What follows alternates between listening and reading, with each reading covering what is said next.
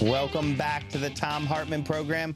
I'm Alex Lawson, filling in for Thom, and I am really happy to be joined by RT Ryback, calling in the vice chair of the DNC, former mayor of Minneapolis, Minnesota, obviously a Hillary supporter.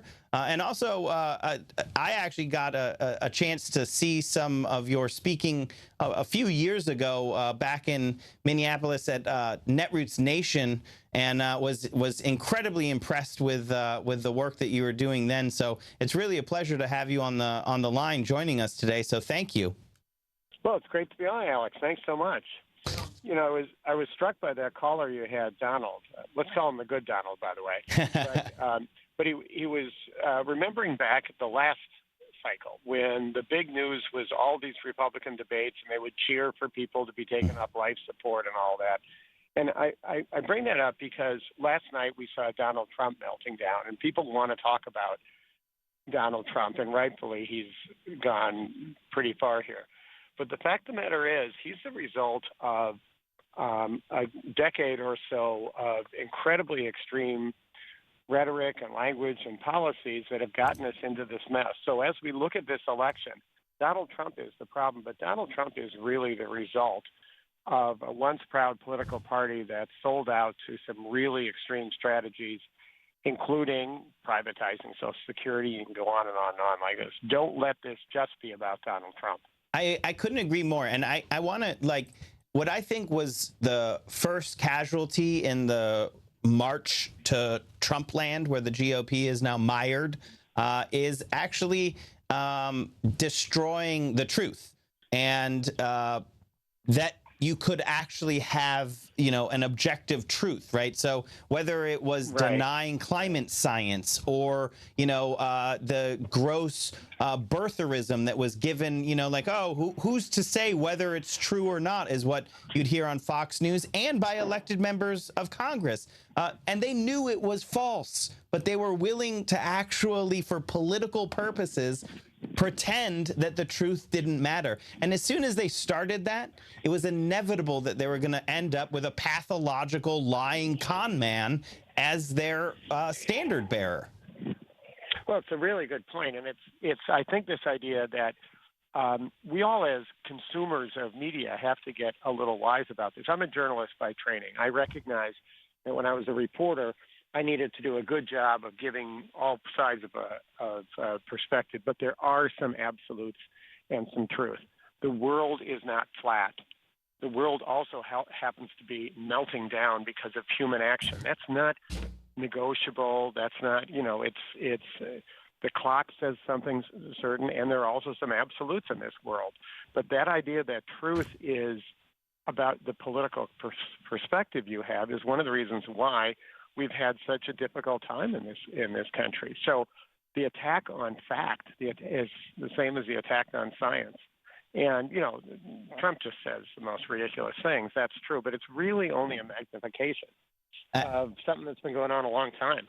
I agree. I've called him the monster to the GOP Dr. Frankenstein, right? I mean, they have to deal with it. They created him 100%. They stitched him together from lies, whole cloth. And, you know, like there's President Obama was born in the United States of America, and that they allowed Donald Trump to spend years touting that lie for political gain is one of the reasons why now he's their standard bearer. It is a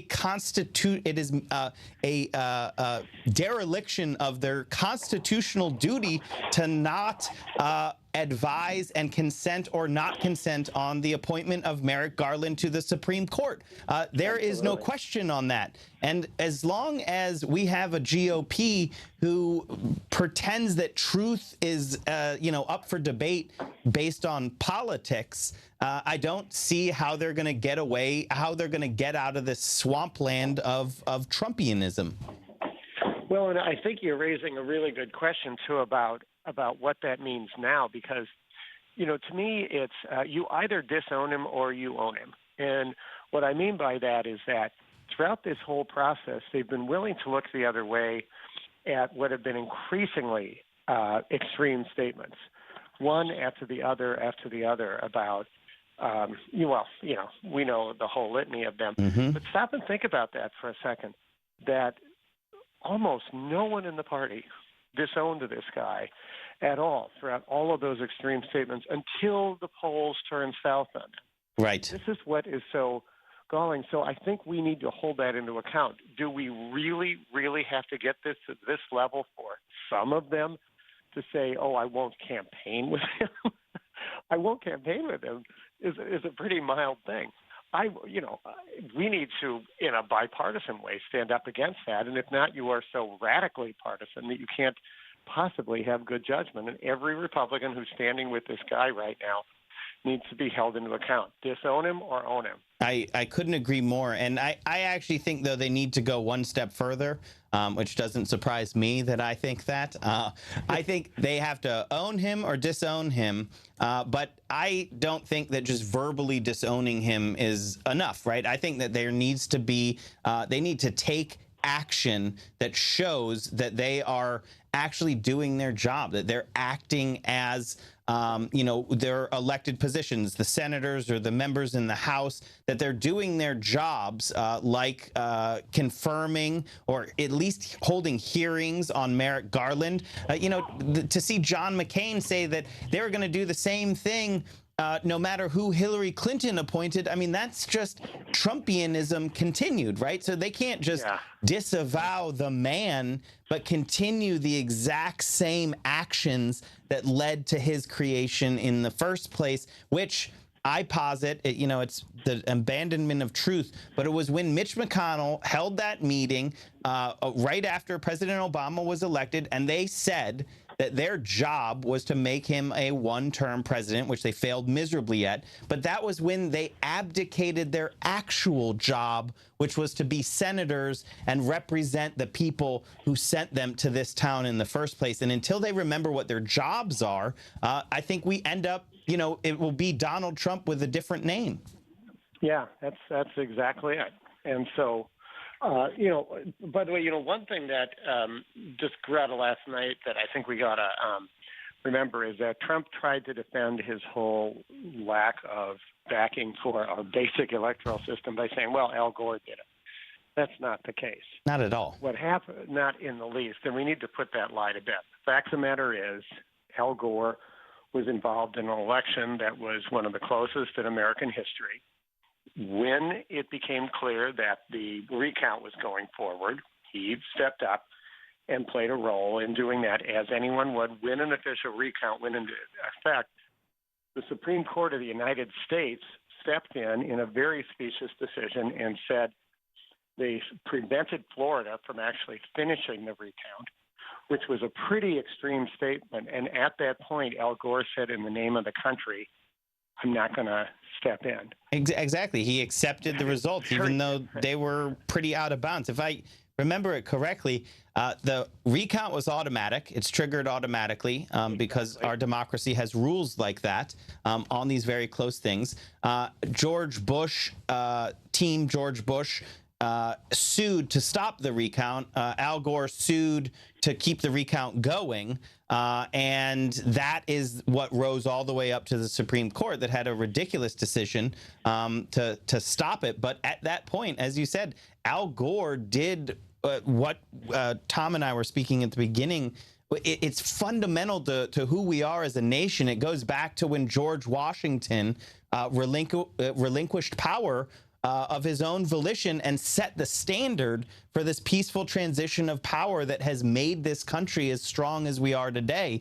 And that's what Donald Trump is rejecting. And it is completely a new thing. No one has brought that up before in this country. And anyone who's saying otherwise is willfully or not lying. Right. Bingo. I heard some interesting factoid over the weekend about George Washington, that he was so engaged in the idea that we should not have a monarchy, that not only did he obviously step down and not run for a third term, but somebody said that's why he didn't have children, which seemed to me to be an amazing thing. I don't know whether that's valid or not, but the fact of the matter is, this was a huge idea that we would have a peaceful transition of power. And, I stood there on the White House on the Capitol steps as Obama took his oath of office and saw George Bush flying off in a helicopter. People disagreeing in huge ways stood there. I remember when Ronald Reagan came in, and I had this sinking feeling, but Jimmy Carter was there. I mean, stop and think about what we have done. And a peaceful, election-based, fair, democratic nation has gone through a lot. We've been through a lot. With the assumption that there is one core thing at the base of that, which is that we will vote, we'll make a decision, and we'll live with the consequences. And last night, for the first time in our history, a major candidate questioned that. That's a big honking deal. RT Ryback, RT Ryback. Thank you so much for joining us here on the Thom Hartmann program. Thank you so much. Bye-bye. We're going to be right back after this quick break.